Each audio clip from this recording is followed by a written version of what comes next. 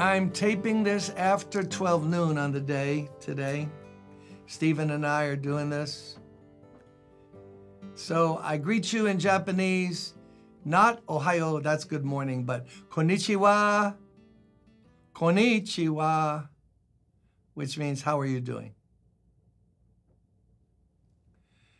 So we're in the month of June, and I want you to start looking at the website.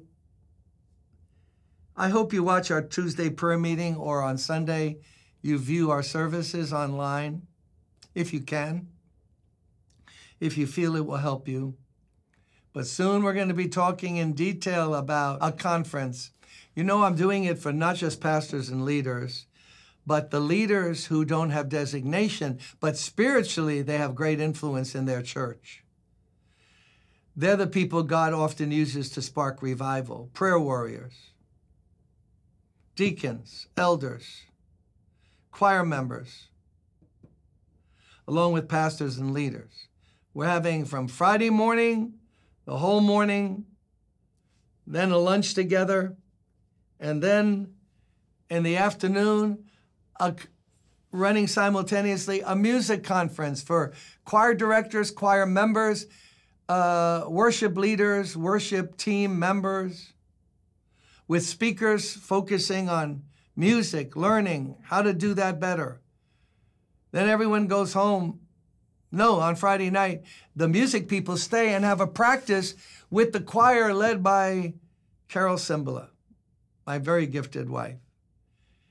Then on Saturday morning, 2 sessions again with me and great speakers. I'll tell you who they are as we confirm them.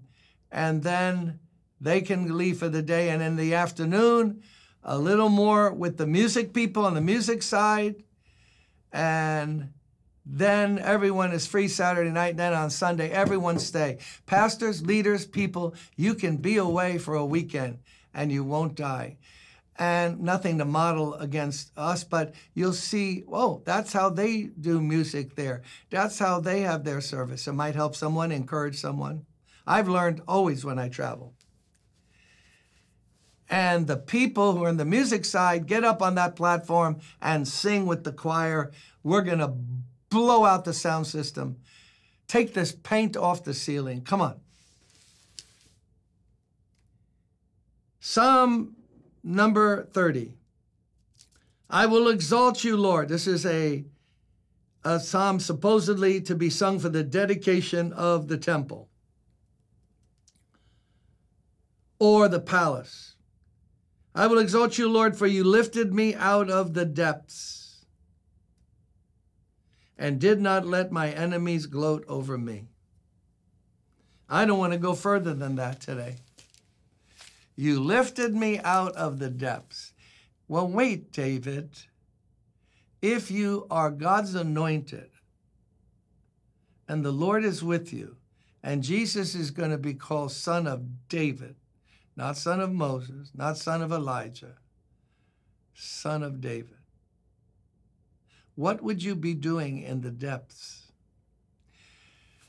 Oh, I just read something before I came here to tape this. Someone who actually has prominence in the country as a so-called religious leader was saying back, it's an older article, saying back during Passover time, that if you give your seed offering during the Passover time, there's a special blessing of money and protection over you, as if Passover has anything to do with a Christian.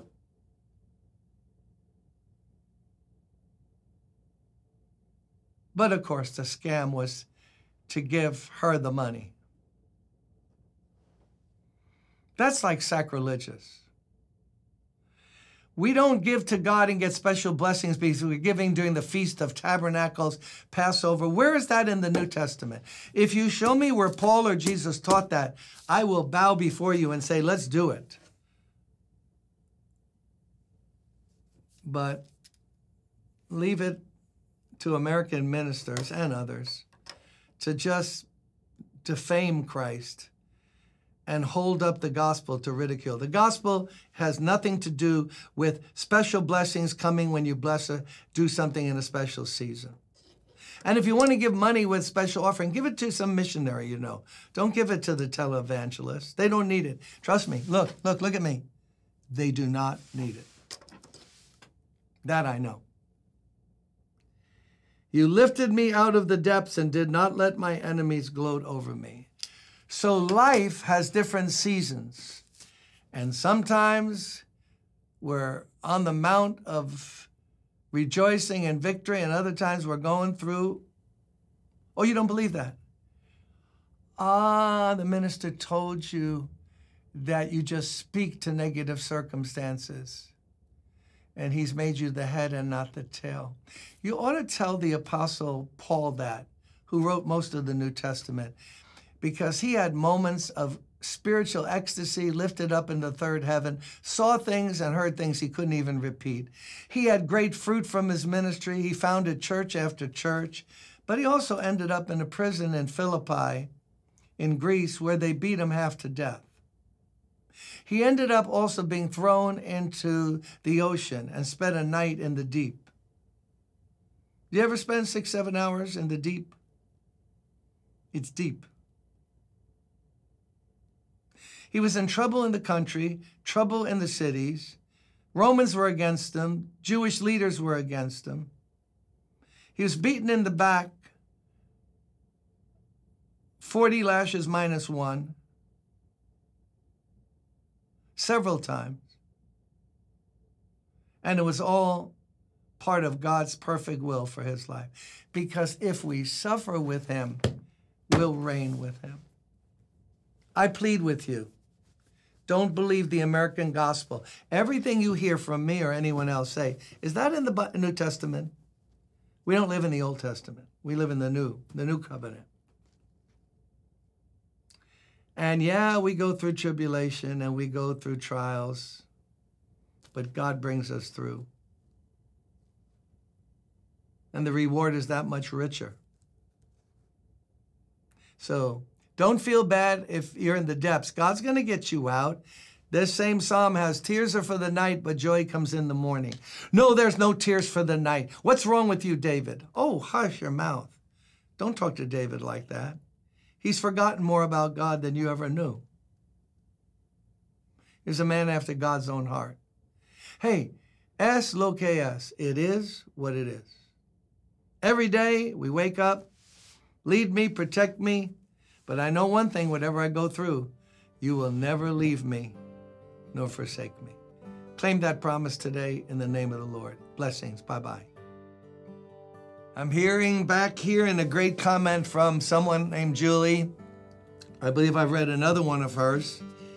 Good morning, BTDD. Come on, Brooklyn Tabernacle Daily Devotion. It's a fraternity, a sorority, a family. I trust in the Lord for protection. So why do you say to me, quoting one of the Psalms, fly like a bird to the mountains for safety? New Living Translation. This stuck out to me because I always need reminding of the conflict between trusting in God's way or trusting in man's ways. The world is always speaking man's wisdom and understanding into our lives, but capitalize, but true protection comes only from God. May we all rest in his protection and seek to hear from him today. Now, that's a sermon. Julie, wherever you are, come and preach this Sunday. Isn't that good? Let's rest in his protection and ask him to speak to us today words of faith and encouragement so we can be everything he wants us to be. Good job.